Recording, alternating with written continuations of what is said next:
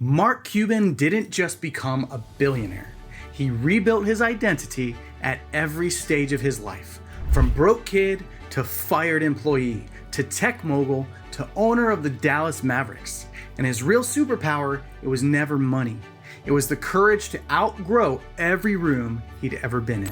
Most people think Cuban's story is about hustle, luck, or being in the right place at the right time. But that's just the surface level version. The real story is that he never let a previous win become a permanent label, and he never stayed loyal to an identity that had already done its job. My name's Jody Friedman. I help high achievers build success that actually supports their life. And after working with leaders who look successful on the outside, but they've outgrown the room, the identity that they're living in, I can tell you this: the real breakthrough, it's not about what you build.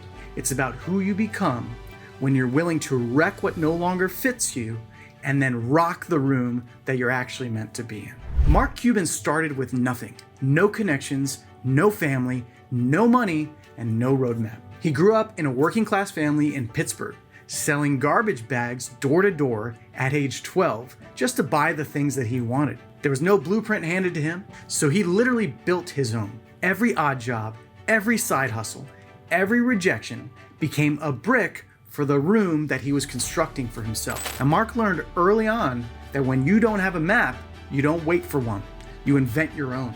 And that mindset, it shaped everything that came next. Mark Cuban got fired from his first real job for closing a deal instead of opening the store. For most people, that would have been a sign to play it safe and follow the rules more closely next time. But Cuban saw it as proof that he was never meant to live inside someone else's rule book. See, that firing was a forced exit from a room built on other people's expectations, and instead of trying to get back in, Mark built his own. And that became the catalyst for starting his first company, Micro Solutions. He used the rejection as fuel instead of letting it define him. Cuban's real edge was never hustle, it was obsession with learning. He read everything he could about computers, software, sales, and business. He taught himself to code, to navigate, to sell, and he never allowed "I don't know how" to become the reason he stayed stuck. Every wall became a curriculum. He didn't wait for someone to teach him, he became his own teacher. And that commitment to learning is what allowed him to outgrow every room faster than the people around him. And it's the exact way I've approached life and how I've managed to build multiple seven-figure businesses. Mark Cuban sold his first company for $6 million, and he could have coasted for life. But that's where most people fall into the identity trap. Money didn't fix his restlessness. It didn't give him fulfillment all of a sudden. The room he built suddenly felt too small. He realized that the most dangerous room is not the one that's hard, it's the one that feels safe. Instead of protecting comfort, Mark chose to risk it all again, because he understood that letting your first big win become your permanent story is how growth quietly dies. By the way, this is the exact kind of work we're doing over at wrecktheroom.com, where we help high achievers recognize the identity patterns that they've outgrown so they can build a life that they actually enjoy and exponentially grow their wealth as a byproduct of that. Cuban sold broadcast.com to Yahoo for $5.7 billion and still refused to let the tech guy label define him.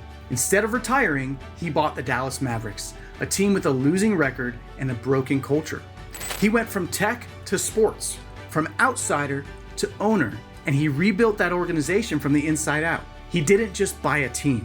He changed the room for everyone in it, bringing new energy, new standards, and a willingness to challenge every tradition that no longer worked. Cuban became the most hands-on owner in the NBA, breaking every rule about how owners were supposed to behave. He sat courtside, argued with the referees, talked to the fans, and made himself visible. He didn't care about fitting in with the old guard. He cared about building a culture where people felt seen and invested. By refusing to play by the old rules, he turned the Mavericks from a joke into a championship organization, proving that sometimes the only way to change the game is to stop playing the same way everyone else does. Mark Cuban's real legacy, it isn't the billions. It's the proof that you can outgrow every version of yourself. He's gone from broke kid to fired employee to tech mogul to sports owner to investor.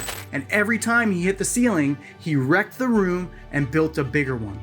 He never let success turn into a cage. He never mistook identity for destiny. Mark Cuban's story isn't about luck or hustle or timing. It's about the willingness to outgrow every room you've ever been in, to question every label that once served you, and to rebuild your identity as many times as it takes. See, the next level, it isn't about protecting your legacy. It's about building the one that actually fits who you're becoming. The next level isn't about protecting your legacy. It's about building the one that actually fits who you're becoming and who you want to be.